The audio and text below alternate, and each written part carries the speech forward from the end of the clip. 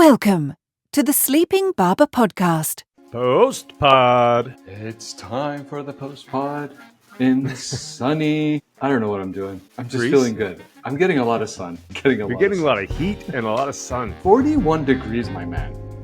That's hot. That's wild. We thought we were hot in Cannes. No. This is a whole other level of hot. Yeah. Jeez. I know, but meanwhile, back home, there's like concerns about snow in the mountains again. It's been a lot of rain. I've been catching up on yeah. a lot of the... on the news there, and there's been some flooding in the city, and Yeah. not cool. wild. Not cool. But let's move on from the flooding and talk about the flood of information and knowledge pouring out of Bob Park. How's that segue? I'm sure he won't be expecting a segue like that, that's for sure. No, you definitely wouldn't. In typical Sleeping Barber fashion. Yeah. What were some of the things that stuck out from you in that conversation? I have to admit, there's a couple things that quickly jump to mind before we get into some of like the real minutia, but we've had a couple of different individuals that have come on that've kind of talked from a house of brands perspective, right? Yeah. First one was CMO from JLR, and then we had Bob that kind of spoke from GE's perspective, like all the different brands that they're operating, and then how you're creating that space for each of them to actually, be successful as well. So it's always fascinating understanding like the different types of markets some of these products are meant to do. And I see actually a lot of similarities to JLR. You have the real premium products on the Land Rover side. Obviously, Jaguar in of itself is kind of going through this transition today. But even something from an appliance perspective, there's different categories of appliances as well. And maybe for you and I, we're not that in tune with all these different brands because we probably just couldn't afford them. But there's a market for them. And I just found it fascinating listening to Bob and how, he kind of articulated how each of them play a different role in the ecosystem and him essentially being the steward of that and his team in helping, I guess, the company to achieve growth through it. I just find that the art of like managing so many different brands under the same umbrella in the same ecosystem quite fascinating. Yeah, for sure. Especially, and he talked about a little bit at the beginning when he's describing his role as chief brand officer. You're right. There's a full separate plan for all those products. At one point, he was talking about like sometimes there are customers that, and probably a lot of times there are customers that overlap. Someone he mentioned who might be buying the Monogram, I think is the top of the line product, but they might also have for their home in Toronto, but they might also have one of the other product lines for their cabin. And then like the lowest end product line for the freezer, the deep freezer that goes in the garage. Yeah. It's interesting when you think about personas. We haven't talked about that for a while, but we should probably talk about that soon. Because there's a lot of overlap. And I think it's really interesting, like just recognizing that there are personas that don't just buy exclusively one product. No, exactly. No, and you can... Again, this is what fascinates me is when you're trying to think of a strategy that touches on so many different brands, again, in the same product spectrum. Like we're still talking about ovens, we're still talking about fridge, but like it's still the same thing, but making sure you create the space for everyone when you could have the same consumer buying multiple products, but understanding when they're looking to buy a specific one and understand that psychographic part of it. Again, I see a really clear line to JLR. Like if you remember, she was talking about the person they were trying to find that would personify the Land Rover. Yeah, right. Or the Range Rover and the Range Rover, etc. And it's just that same can apply to something like appliances. It's not just like it doesn't have to be just vehicles or other luxury items. And that's there's a unique draw there for me, and I'm just fascinated by it. Yeah, totally. The other part I love that he was talking about was KPIs and good data, bad data. Like there's a very clear distinction. A lot of data can be useful, but there's a very clear distinction between good data and bad data. And so for me, that was really interesting in the way that they approached that. Looking at some talk, you had asked them a few times about the North Star metrics. And sort of leaning into some of those things. I think the case of Soccer Canada, where he talked about polling, like with that partnership, polling soccer fans and then tracking their brand awareness, brand recall, brand recognition for GE over time is a really good way, I think, as opposed to getting into, yes, there are impressions and, your clicks and your click-through rates and all those kinds of things, but there is a North Star metric guiding the decision-making you're doing on a day-to-day. Right. So that I thought was interesting. And then the other one he talked about for a bit was market share, and there's derivatives of market share, like share of voice and share of search, I think he mentioned as well. So, it was interesting hearing that approach. And maybe it might be easier from his position as a chief brand officer to say, here's the big nuts that we're trying to move. Yeah. As opposed to as a channel owner being the day-to-day and seeing the noise right in front of you all the time, like the CPMs and CPCs and all those kinds of things. Exactly. Yeah. I also, if you recall, he also brought up the you remember that World War II airplane analogy that we saw in Mark Ritzon's presentation? Yeah. Right. It's like, they were basically assessing these planes when they came back to try to reinforce them because they were full of bullet holes. And I don't remember how the story exactly goes, but it's like we're evaluating the wrong thing. We need to be evaluating the planes that didn't make it home. Right. Instead, right? Not the ones that came back. Yeah, I'm sure there's still learnings there. Yeah. They're there. We're good.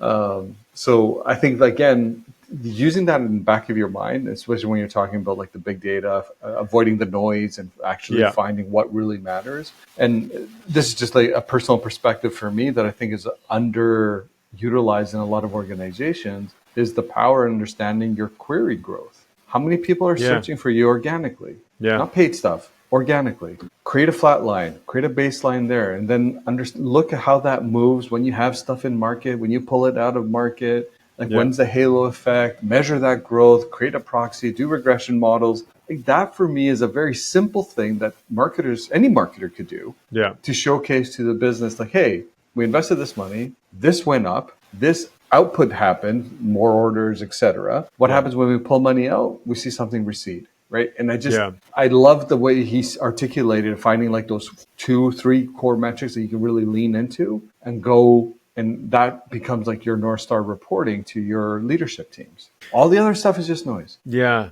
it's a really the way he talked about that clip on the airplane story he's so articulate. I was listening to it a couple times last time. Like that, he's just a really good storyteller, and it's such an interesting one because there's like a phrase I've been getting. I don't know why I get fixated on some things like this every now and then, but the phrase is motivated reasoning, which is like a version of confirmation bias. Yeah.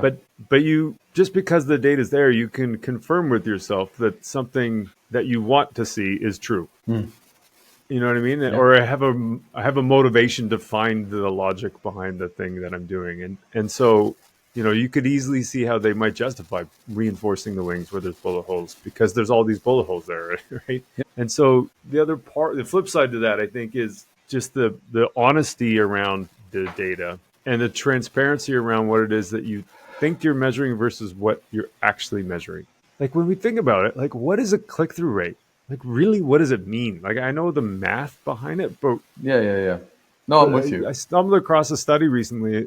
There's an older one from Facebook that you've probably seen, but it has almost no correlation to anything.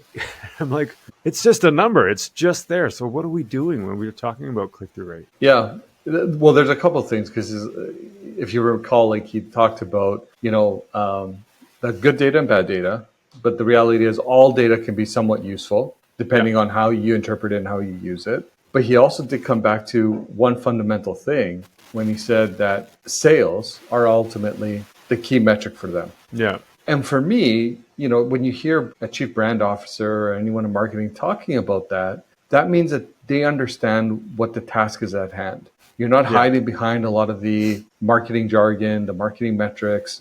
You're saying, no, sales, it's it. That's what we're doing as well. Yeah. How can you correlate it with other things from a marketing perspective? I think that becomes the art and the science, if you will. But at the end of the day, it's sales, it's orders, it's leads, it's whatever insert output here based on your organization or your service. Like, that's all it is. I know he had talked a little bit later on as well about everybody in the organization is part of sales, and I agree with that.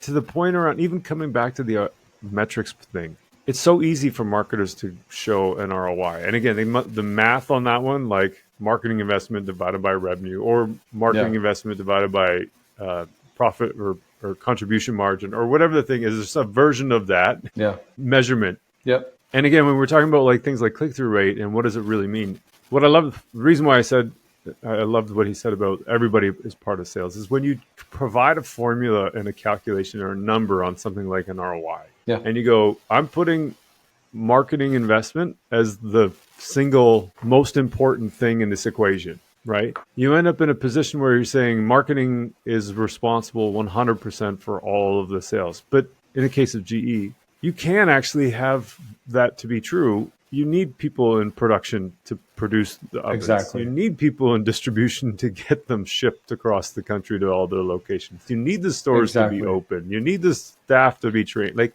there's so much more that goes into sales. And I just keep fixating on this idea that winning is a team sport. And when we promote a metric like ROI, I think it undermines the value of the rest of the company and overestimates the importance of marketing. Which I think also dovetails perfectly into one of your favorite frameworks, which is like mental and physical availability, right? Because it's like, it's now understanding the two parts of the whole. Of course, every org is a little bit different, but like understanding there's the mental part of it that, you know, is going to come through the marketing. The physical is everything else that the organization's working on. It's the production team. It's like, you know, the shipping, it's the boots on the ground that are getting it to the shelves, like the supply chain. And that, for me, is probably the perfect harmony that you want, or the balance you want to create.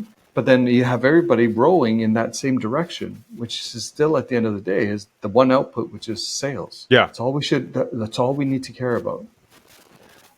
You also had a great question on to him. I know we were, when we were there, we were talking a lot. Sorry, we sat through one of the presentations that talked about the lots of littles. And I know you brought it up in a question for him, and you know what he thought about it, which his response, I would argue, was really good too, like just showcasing that there has been a shift from just that traditional big TV campaign that, you know, all you needed was buying TV. That now it's like, you know, we need to think about more of those. I don't want to call it a micro moment, but the lots of littles anyway. You know, exactly. And how do we, you know, bring it to life for our respective products? And because there is a shift, absolutely, there's a shift. Yeah, totally. Yeah, and the lots of little thing, just as a refresh on that. So it generally, the presentation is from Grace Kite, that I think coined it, and she published some articles at least. I don't know if there's a full report on it yet, but in Marketing Week. And so the idea is that, you know, with fragmentation, there's all kinds of different platforms and channels and screens and devices to reach people on. Yeah. And you have to do that now. And so the idea around lots of little smaller screens and smaller campaigns, as opposed to one big kind of TV moment where everybody's watching all at one time. And how you build brands that way. And so, because that's the reality of the media environment now. Yeah. And I think that's when he was talking about sort of the read and react part, which I love that analogy too. I actually forgot. I used to say that a lot more when we were in retail together. Yeah. Because there's so much like immediate response that you could, or immediate feedback that you're getting. And so read and react, the idea like seeing what's happening, and then you know what role and responsibilities you have, and so you can adjust in real time to that. Yeah. A little bit different in some other markets because you don't have that necessarily the same instantaneous feedback. But yeah, like seeing what your dashboards are telling you, seeing what is happening in the market, reading sort of through the tea leaves, and then making adjustments, you know, pushing a little bit more on this channel, a little less on this channel. Totally. You know, and making that really a way of working for most people, I think is probably normal for a lot of people now today, but didn't always happen that way. No, I agree with that. I completely agree with that. Was there anything else that stood out for you? He did talk about, there was one point where he talked about when we were talking about AI, and this one for me was like a kind of an aha, where I think he said something to the effect of, you know, 3 years ago, we never imagined we'd be here. No. And, you know, absolutely not. 3 years forward, can't really imagine where we're going to be either. So it's really an interesting one. I think, the potential for the possibility is so vast. Yeah. And so if you think that, if you think it's true, then it probably could be, because the tools are themselves becoming so good so quickly. And so I think it's an important thing to Crazy. not, everybody says this too, but, just keep, rather than burying your head in the sand and thinking my job is safe and secure and they can't replace me with it. Not that you have to live in fear, but more just that there's so much to learn right now, and learn how these tools can make you better and make us kind of more efficient, more powerful, but also dangerously spin off down the wrong road pretty quickly if you don't really understand and have a critical eye to the things that are being published in front of you. I was watching a piece, Gary Vaynerchuk, obviously get a lot of feeds. In my feed, get a lot of it. And there was this bit that he was doing is, would anyone be surprised that in the next 7 years that we move away from the traditional cell phone to have more of a augmented reality through glasses? This is how fast this is moving. Yeah. And I don't think anyone really realizes how quickly the entire landscape can change. And, I'm with Bob. You have to continuously stay as close as possible to a lot of this. Make sure that you're investing time, understanding it, seeing how it can help you in your day-to-day, become more efficient.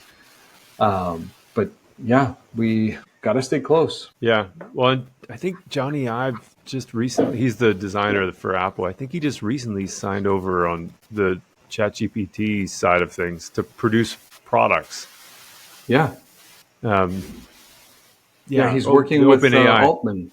Yeah, he's working with Altman on a device that's not a traditional device. It's an AI companion, I think I saw, which is oh, okay. Yeah, it's a collaboration involving his acquisition of Ive's hardware startup.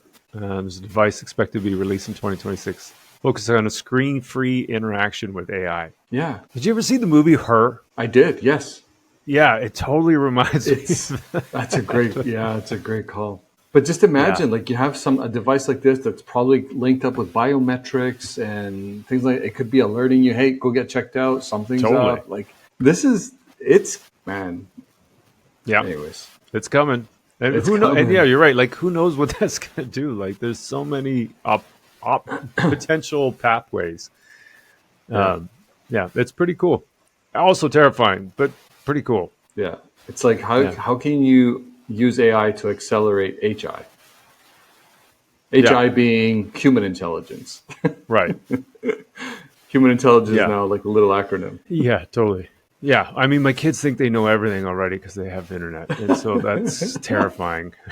There you Thinking that they're going to know so much more, but not know anything at the same time. It's a funny one. Totally. Any other last things stick out for you? No, I think like anything, always appreciate these discussions with practitioners. I think you and I get a lot out of them, not only as practitioners ourselves, but just kind of seeing how individuals kind of navigate and operate in their day-to-day, look at the technology and how it's evolving, how they're thinking about it. Because, it's the individuals like Bob that, continue to find ways to redefine their roles, what they do, how they operate. And I got a lot out of the conversation with Bob.